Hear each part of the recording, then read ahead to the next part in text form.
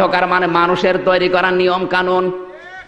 পরিবার, সমাজ, রাষ্ট্র চালাতে গিয়ে মানুষ যা বানিয়েছে আল্লাহর ভাষায় সব অন্ধকার। সব কি? আল্লাহর কাছে একটা মাত্র মত আর পথ, সেটা আলো, তার নাম ইসলাম। আপনি যদি আল্লাহর বন্ধু থাকতে চান, মানুষের তৈরি করা নিয়ম নীতি দিয়ে পরিবার, সমাজ, রাষ্ট্র চালানো বাদ দিয়ে আল্লাহর ইসলামের দিকে আসা লাগবে, তাহলে বন্ধু থাকা যাবে। এখন আপনি আল্লাহর বন্ধু আছেন কিনা নিজের সাথে মিলান। কি নাম ধরা লাগবে?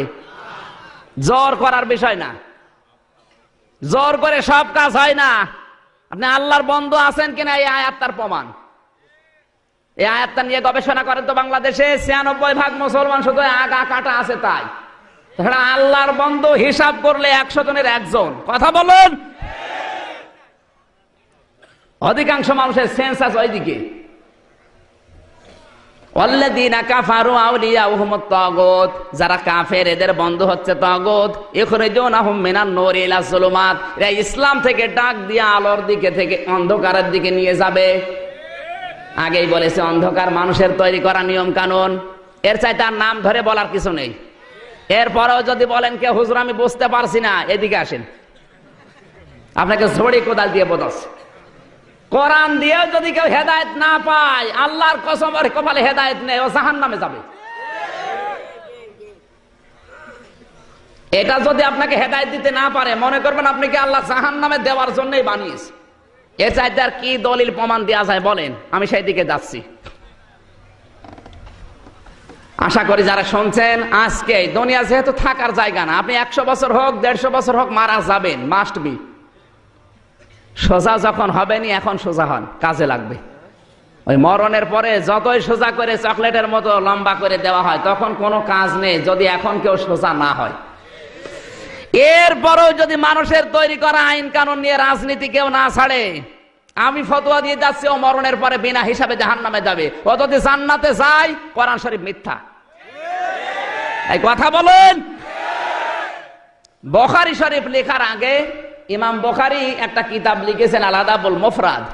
এর ৬ নম্বর হাদিসের ৩ নম্বর পয়েন্টে আছে যে মানুষগুলো পৃথিবীতে ইসলাম বাদ দিয়ে অন্য কোন নিয়ম নীতি দিয়ে জীবন চালিয়েছে। ও পরিবার হোক, সমাজ হোক, রাষ্ট্র হোক, ও মারা যাওয়ার পরে বিনা হিসাবে আল্লাহ জাহান্নামে দেবে, হিসাবও নেবে না। এই হাদিসটা একটু বাংলাদেশের সাথে মিলান, আমার সাথে আপনার সাথে মিলে যাবে অধিকাংশগুলোই। আমি আর নিচে নামলাম না। এরপরও যদি কেউ না বোঝেন, আমার কিছু করার নেই। আল্লাহর বন্ধু থাকবেন আর ওই কাজ করবেন, আল্লাহ বন্ধুত্ব হিসাবে রাখবে না, ডিলেট করে দেবে। আল্লাহ রাব্বুল আলামিন ঈমানদারকে ডাক দিয়ে এবার ঘোষণা দিচ্ছেন, ইত্তাকুল্লাহ, আমি আল্লাহকে ভয় করো। খুব শর্টে বলছি, খেয়াল করে শোনেন। ভয় করার কথা বললেন কাকে? এই শব্দটা নিয়ে আজ ভেজাল। সারা পৃথিবীতে আমি যতগুলো রাষ্ট্রের খবর জানি, প্রায় ২২৮টা, সারা পৃথিবীতে অধিকাংশ রাষ্ট্রে এই তাকওয়া নিয়ে ভেজাল। আগে ভেজাল ছিল জিকির নিয়ে, ওটা এখন কেটে গেছে আস্তে আস্তে। এখন ভেজাল তাকওয়া নিয়ে। আমরা মনে করি তাকওয়াবান বুজুর্গ ওই লোকটা, দাড়ি বড় বড়, জুব্বা বড়, পাগড়ি বড়, হাতে তসবিহ আছে, দুনিয়ার কোনো খেয়াল নেই, এইটাই মনে হয় বুজুর্গ, নাকি বলেন? বুজুর্গ কে? এ কথা বলবে কে? কোরআন শরীফ বলা লাগবে যে এটা বুজুর্গ। বিশ্বনবীর মতো বুজুর্গ দুনিয়া আসবে? আর আমার কথা বোঝেন তো ভাই? দুনিয়াতে নবীর মতো বুজুর্গ কেউ আসবে? এসেছে? রাত বেশি হয়েছে, ঘুম লাগছে নাকি? আল্লাহ নবী কোন বুজুর্গ ছিলেন, আর ভারত, পাকিস্তান, বাংলাদেশে কোন বুজুর্গ তৈরি হচ্ছে, একটু কান লাগান। হুদায়বিয়া নিজের চোখে দেখে আসলাম। নবীজি সন্ধি করেছিলেন যে জায়গায়, আল্লাহর নবী ১৪ সাহাবী নিয়ে আসলেন হুদায়বিয়ায় হজ করার জন্য। এরা মক্কায় ঢুকতে দেবে না। ওসমানকে পাঠিয়েছে, ওসমানকে আটক করে বলেছে ওসমানকে হত্যা করা হয়েছে। এই কান লাগান, এখানে শিক্ষা বের হবে। এবার আল্লাহর নবী ডাক দিলেন, সাহাবীরা তোমরা কত আছো এখানে? বলে আমরা ১৩৯৯ জন আছি এখনো।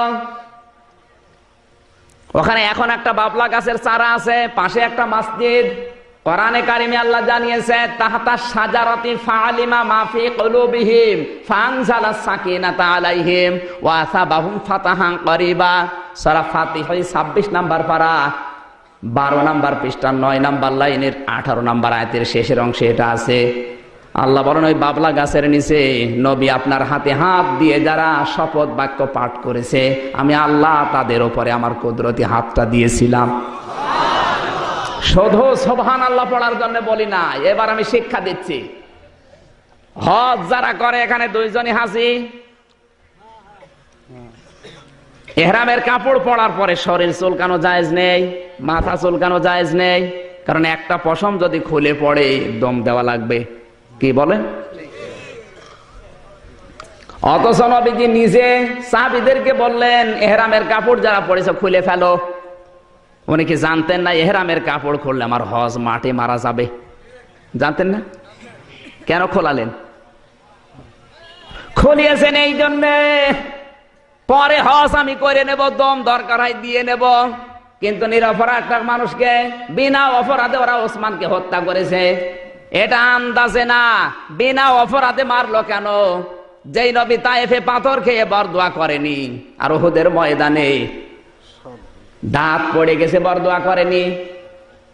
হুদায়বিয়াতে আল্লাহর নবী সেই নবী সাহাবীদেরকে কাফনের কাপড় খুরিয়ে ফেলছেন, নিজে ইহরামের কাপড় পর্যন্ত খুলে সাহাবীদেরকে বললেন আমার হাতের উপরে হাত দাও, বায়াত গ্রহণ করো, শপথ বাক্য পাঠ করো। ওসমান হত্যার বদলা না নিয়ে মদিনায় ফিরে যাব না। শুধু আল্লাহু আকবার না, এখানে শিক্ষা কি বলেন? বিনা অপরাধে বিনা কারণে কোন মানুষকে কেউ যদি হত্যা করে রায় দেয়, নবীজির অস্ত্র শস্ত্র ছিল না, তারপরেও তিনি শপথ করছেন 1399 জন মানুষ নিয়ে হত্যার প্রতিশোধ না নিয়ে দেশে যাব না। এই হুদায়বিয়া বাংলাদেশে আছে? আছে। সিটারি করার জায়গা পাও না। কত মানুষ গুম হয়ে যাচ্ছে, খুন হয়ে যাচ্ছে, কত মানুষের রায় হয়ে যাচ্ছে, আর আমরা বলছি যে যা করছে করুক গা, লা ইলাহা ইল্লাল্লাহ।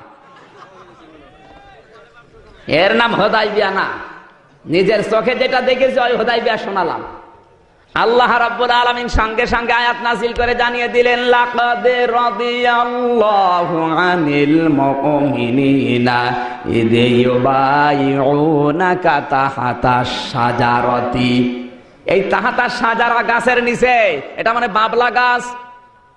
দুইটা গাছের নাম তাফসিরে আছে, খেজুর গাছ অথবা বাবলা গাছ। ওখানে বাবলা গাছের চারাটা এখনো আছে। এই গাছের নিচে আপনার হাতে হাত দিয়ে যারা বায়াত নিচ্ছে আমি আল্লাহ তাদের উপরে খুশি হয়ে গেছি। আল্লাহ কখন খুশি হয় আপনি টের পাচ্ছেন না? বিনা অপরাধে কাউকে অত্যাচার করা হবে, জুলুম নির্যাতন করা হবে, আর আপনি বসে বসে আঙ্গুল চুষবেন। কিয়ামত হয়ে যাবে, আপনার উপরে আল্লাহ রাজি খুশি হবে না। আর রাজি হয় আল্লাহ ওই জায়গায় যখন অন্যায়ের বিরুদ্ধে মানুষ সোচ্চার হয়। কথা বলেন।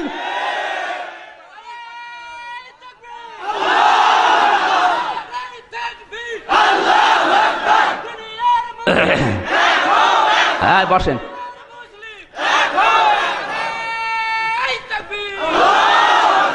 আমার যতটুকু জ্ঞান আছে, এই হুদায়বিয়া যদি বাংলাদেশে আসতো, শুধু ইতিহাসই পড়ি আমরা, এখান থেকে যদি এই শিক্ষাটা নিতে পারতাম, বাংলাদেশে একটা মানুষ আজ গুম হতো না, হারিয়ে যেত না। এই কথা বলছেন না কেন? একটা কথা যদি আপনি ভুল প্রমাণ করতে পারেন, গ্যারান্টি দিয়ে যাচ্ছি, চ্যালেঞ্জ দিয়ে যাচ্ছি, কোনোদিন আর কথা বলবো না।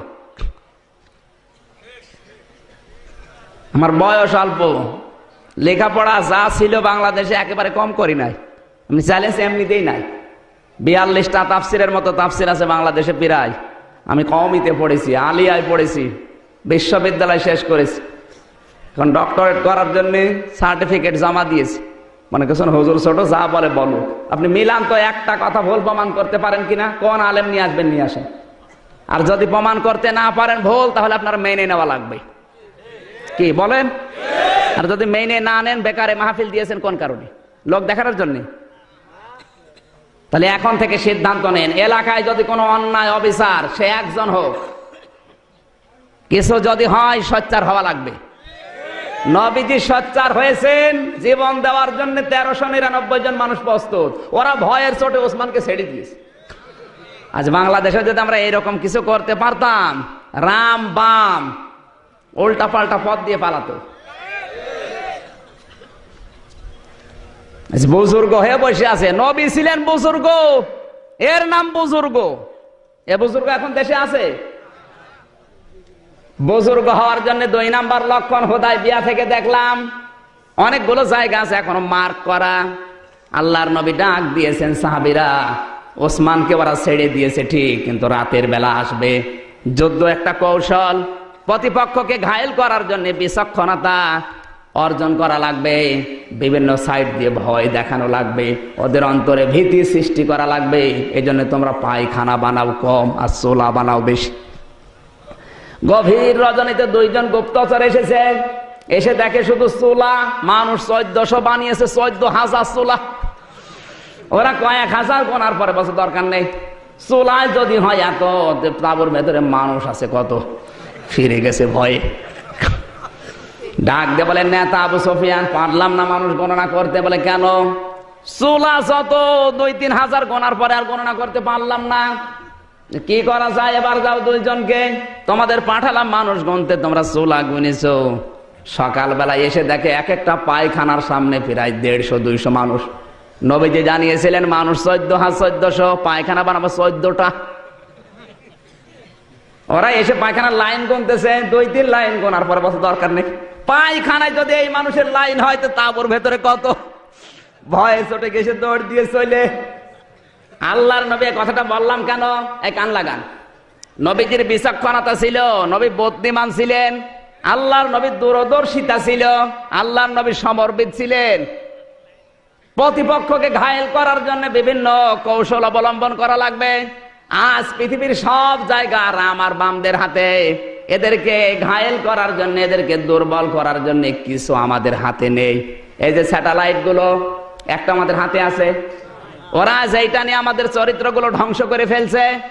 আজ ফেসবুক যারা ব্যবহার করে, ইন্টারনেট যারা ব্যবহার করে, ইউটিউব, টিউবম্যাট, ভারত থেকে আসা ওই পিন আপ করা পত্রিকাগুলো, ভারতের 36টা চ্যানেল সহ সব কিছু ওদের হাতে। আর আমরা বলছি সব হারাম, আমরা আছি লা ইলাহা ইল্লাল্লাহ নিয়ে। আপনি যদি এই লা ইলাহা ইল্লাল্লাহটা প্রতিষ্ঠা করতে চান, প্রচার মাধ্যমগুলো দরকার আছে না নেই? আল্লাহর নবী যেদিন নবুয়ত পেয়েছিলেন, সাফা পাহাড় তো নিজের চোখে দেখলাম, বিশ্ব নবী ওই পাহাড়ে উঠে লাল কাপড় উড়িয়ে দিলেন। তার মানে ওই সময়ের প্রযুক্তি, ওই সময়ের স্যাটেলাইট ছিল লাল কাপড়। কেউ বিপদে পড়লে লাল কাপড় উড়িয়ে দিত, মানুষ মনে করতো লোকটা বিপদে পড়েছে, সবাই আসতো। আল্লাহর নবী যদি ওই সময়ের প্রযুক্তি ব্যবহার করে কালেমার দাওয়াত দিতে পারে, আজও বাংলাদেশে পত্রিকার মাধ্যমে, ইউটিউবের মাধ্যমে, স্যাটেলাইটের মাধ্যমে, প্রযুক্তির মাধ্যমে কোরআনের দাওয়াত প্রচার করা ফরজ। আর উনি হারাম হারাম হারাম করতে করতে নিচেও হারাম হয়ে গেছে। কাবা শরীফের ইমাম আব্দুর রহমান সোদাইসির চাইতে কি আপনি বড় হুজুর? না না, কয়জন বললেন? বাকিগুলো তো খোঁজ খবর রাখেন না। তাই কাবার ইমাম শুধু ইমাম না, মক্কার উম্মুল কোরা বিশ্ববিদ্যালয়ের অধ্যাপক, মক্কার প্রশাসনের তিনি প্রধান বিচারপতির দায়িত্ব পালন করছেন। তার রায় অনুযায়ী মানুষের জীবন মরণের ফায়সালা হয়, তিনি রায় দেন বিচারপতি হিসাবে। তিনি শুধু ইমাম না, আজ 30 বছর কাবার ইমামতি করছে, আজ পর্যন্ত একটা লোকমা দিতে পারে না। তার পেছনে নামাজ পড়লে মনে হয় কোরআন শরীফ এখনই নাজিল হচ্ছে। আমি 8 বার পেয়েছিলাম তাকে। এইবার চেহারা দেখলে মনে হয় নূর ঝরছে। সেই লোকটা যখন বক্তব্য দেয় সেমিনারে, সিম্পোজিয়ামে, কাবা শরীফে যখন খুতবা দেয়, এই যে হজের খুতবা দিল এবার, ওটা ইউটিউবে, টিউবমেটে, ফেসবুকে, ইন্টারনেটে, সারা বিশ্বে 1 সেকেন্ডে ছড়িয়ে গেছে। উনি কি জানতেন না যে আমার চেহারা যদি ইন্টারনেটে দিয়ে দেয়, পৃথিবীর মানুষ দেখলে আমার গোনা হবে? জানতেন না? এই কথা বলেন না কেন? কোন কারণে ছড়িয়ে দিলেন বলেন? তার নিয়ত তো খারাপ। তার চাইতে আপনার বুজুর্গি বড় বেশি হয়ে গেছে, মন অত সংকীর্ণ কেন আপনার? ইসলাম প্রচার করার জন্য একটা মাধ্যম আমাদের হাতে নেই। মানে বুজুর্গ হয়ে বসে আছে। নবী ছিলেন বুজুর্গ, নবীর কৌশল ছিল। হযরত ওমর ছিলেন প্রধান বিচারপতি। আজ বাংলাদেশের 96% মুসলমান, বিচারপতি একজন হিন্দু। হ্যাঁ বলেন। সব দোষ তো মনে হয় এসকে সিনহার। ঠিক, দোষ আমাদের। একটা যোগ্যতা নেই আমাদের। আজ এসকে সিনহা ঢাকা বিশ্ববিদ্যালয়ের ছাত্র, আর উনি তো বারান্দায় যেতে পারবেন না। উনি ছেলেকে হুজুর বানিয়ে খেজুর বানিয়ে বসে আছে। কে বলেছে আপনার ছেলেকে হুজুর বানানো লাগবে? ওরা ইসলাম ধ্বংস করার জন্য যা ব্যবহার করছে, ওয়া'উদ্দু লাহুম মাসতাতা'তুম মিন কুওয়াতি ওয়া মির রিবাতিল খায়ল, সূরা আনফাল 10 নম্বর পারা 3 নম্বর পৃষ্ঠা 13 নম্বর লাইনে 60 নম্বর আয়াতের প্রথম অংশে আছে। এই খায়েল মানে শুধু ঘোড়া না, খায়েল মানে ইন্টারনেট, খায়েল মানে ফেসবুক, খায়েল মানে ক্ষমতা, খায়েল মানে ডাক্তারি।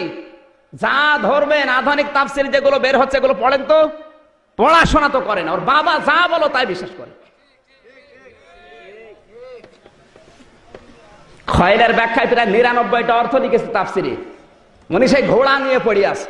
ঘোড়া এখন চলে, এখন চলছে ইন্টারনেট, এখন চলছে কম্পিউটার, এখন চলছে কামান, এখন চলছে অ্যাটম বোম। এইগুলো আজ হাতে নেওয়া দরকার। আজ একটা ডাক্তার আমাদের হাতে নেই, আছে ডাক্তার? সব ডাক্তার এখন রামবামদের ছেলে মেয়েরা, আর আমরা আঙ্গুল চুষছি। ছেলেকে হুজুর বানিয়ে একটা খেজুর মসজিদে বসিয়ে রেখেছি। কি হবে ও হুজুর দিয়ে? পৃথিবী পরিবর্তনের জন্য যে সমস্ত সিস্টেম গুলো হাতে নেওয়া লাগবে। শুধু দাড়ি মুখে নিয়ে জব্বা গায়ে দিয়ে পাগড়ি আতা মাথায় নিয়ে পীর হওয়ার নাম ইসলাম না। আপনার একটা যোগ্যতা নেই, কি দিয়ে চালাবেন দুনিয়া বলেন? বাংলাদেশের একটা ডিসি আমাদের হাতে নেই, একটা এসপি নেই, একটা ওসি নেই, একটা টিওনো নেই, একটা ডাক্তার নেই, একটা ইঞ্জিনিয়ার নেই, একটা বৈজ্ঞানিক নেই, একটা পাইলট নেই, কিচ্ছু নেই। উনি শুধু সুবহানাল্লাহ নিয়ে আসে। মায়েরও খেয়েছে সেরকম। নবীজি বদরের ময়দানে যাওয়ার সময় সাহাবীদেরকে বললেন, অস্ত্র নেই কার কার? বলছে হুজুর আমার। এদিকে আসো, খেজুর গাছের বাকল নিয়ে আসো। খেজুর গাছের বাকল হাতে ধরিয়ে বলছে এটা অস্ত্রের মতো কাজ হবে। ময়দানে যাওয়ার সময় খালি হাতে না, খেজুর গাছের বাকল নিয়ে হলে যাওয়া লাগবে। আর উনি ময়দানে গেছে তসবিহ নিয়ে। একটা কথা ভুল প্রমাণ করেন তো করেন, কোন কারণে আপনি তসবিহ নিয়ে আসবেন? ওরা কামান নিয়ে আসতেছে, ওরা অ্যাটম বোম নিয়ে আসছে, আর উনি তসবিহ নিয়ে সুবহানাল্লাহ পড়ছে। 60 করে ফেলবেন মেরে। এই নবী যাইতে আপনি বড় বুজুর্গ, নবী জানতেন না যে বদরের ময়দানে ওরা আসতেছে সাজগজ করে, আমরা একটু তসবিহ নিয়ে যাই? পারতেন না? কোন কারণে? অস্ত্র নেই, তারপরও বলে খেজুর গাছের বাকল নিয়ে আস।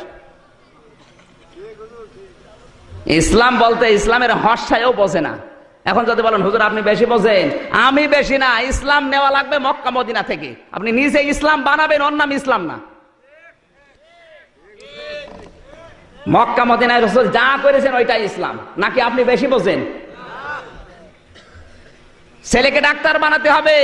বগুড়ার লোকেরা কান খাড়া করে শোনেন, ইসলাম প্রতিষ্ঠা করার জন্য, প্রচার করার জন্য, প্রসার করার জন্য আপনার ছেলে যদি ডাক্তার হয়, ইঞ্জিনিয়ার হয়, বৈজ্ঞানিক হয়, ডিসি হয়, একটা ডিসি বানাতে যত টাকা খরচ হয়েছে আপনার 10 লাখ 20 লাখ টাকা আল্লাহর রাস্তায় দান করা সওয়াব হবে।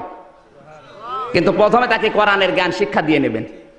যতটুকু জানলে ইসলাম মেনে চলা যায় অতটুকু জ্ঞান তাকে শিক্ষা দেন। এরপর আপনি টিওনো বানান, ওসি বানান, এসপি বানান, ডাক্তার বানান, কোনো অসুবিধা নেই। আপনার নিয়ত থাকবে আমার ছেলে ডিসি হয়ে বগুড়া জেলায় ভালো ভালো কাজের আঞ্জাম দেবে।